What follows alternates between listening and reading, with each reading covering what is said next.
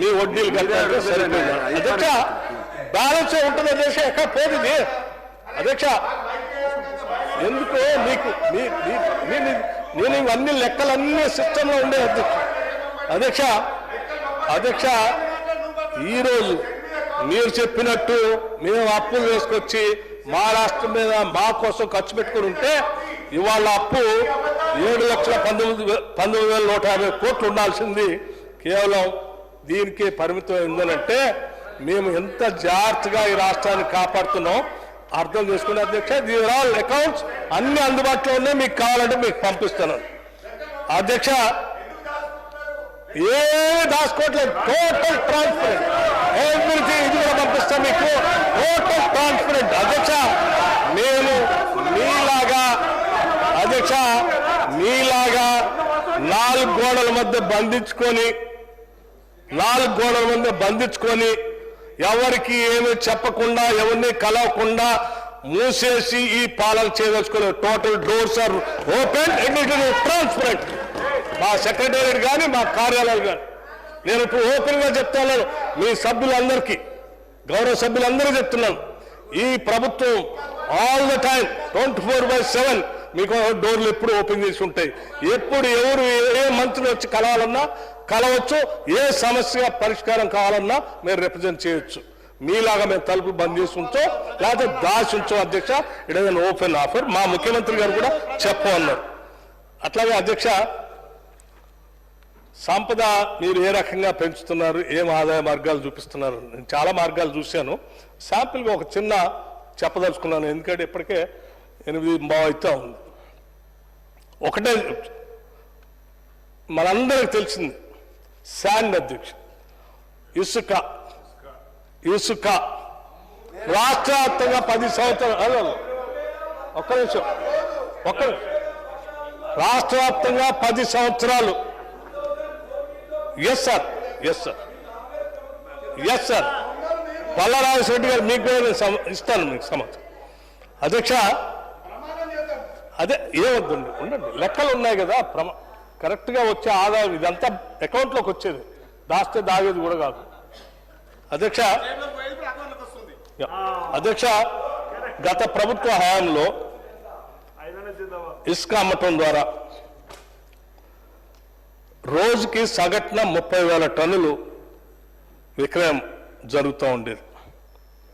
ఇవాళ చూసాం 6-7 నెలలు పాత పద్ధతిలో ప్రకారం నడుస్తూ ఉంది. ఏంది ఇదంతా ఎటో అని సీరియస్గా దృష్టి పెట్టి ఆదాయ మార్గాల్ని పిలఫలేని అసలు ఎవరి చేతిలో పోతుంది వీటన్నింటినీ కంట్రోల్ చేయాలని సీరియస్గా మీటింగ్ పెట్టి కంట్రోల్ చేస్తే అధ్యక్ష ఒక్క ఇసుకలోనే 30,000 టన్నుల ఇసుక ఈరోజు 70,000 టన్నులకి పెరిగింది అధ్యక్ష. ఒక్క రోజుకి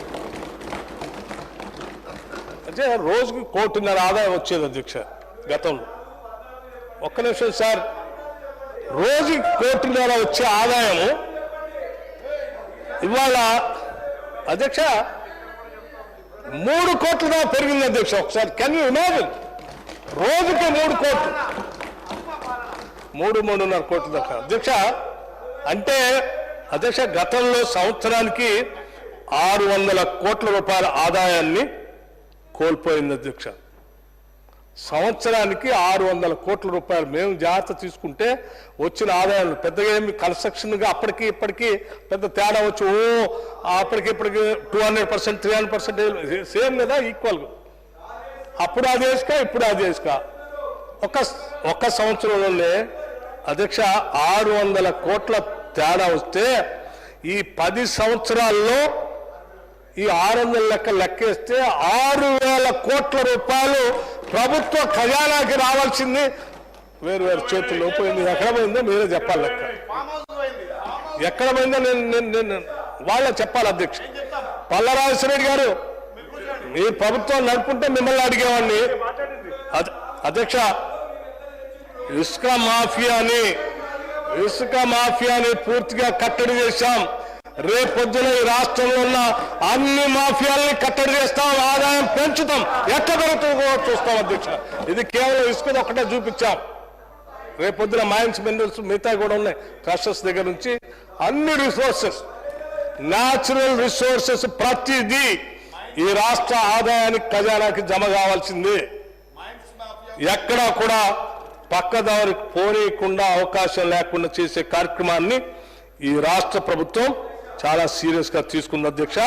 తీసుకోవటమే కాదు, మేము చేసినటువంటి మిగతా పనులతో పాటు ఇందాక నేను చెప్పిన లెక్కల్లో దాంతో పాటు అదనంగా ఈ రాష్ట్రం ఈ సంవత్సరం మనం చేసింది రుణమాఫీ పేరు మీద ఇంకొక 20,000 కోట్ల రూపాయలు గత 10 సంవత్సరాలు ఎప్పుడు లేదు అధ్యక్ష, మేము చేసాము, అదనంగా ఖర్చు పెట్టింది. అధ్యక్ష, ఇక మీరు ఉద్యోగాల గురించి చెప్పారు. ఉద్యోగాలు అంటే దాని లెక్క కూడా ఉంది అధ్యక్ష నా దగ్గర. భర్తీ చేసిన ఉద్యోగాల సంఖ్య అధికారికంగా చెప్పే లెక్క అధ్యక్ష 57,946. అధ్యక్ష, ఎప్పుడైనా మీరు ఆలోచన చేశారా? 10 సంవత్సరాలు అధ్యక్ష, 10 years అధ్యక్ష. ఒక యువకుడి జీవితంలో ఒక దశాబ్ద కాలం అంటే 10 సంవత్సరాలు చాలా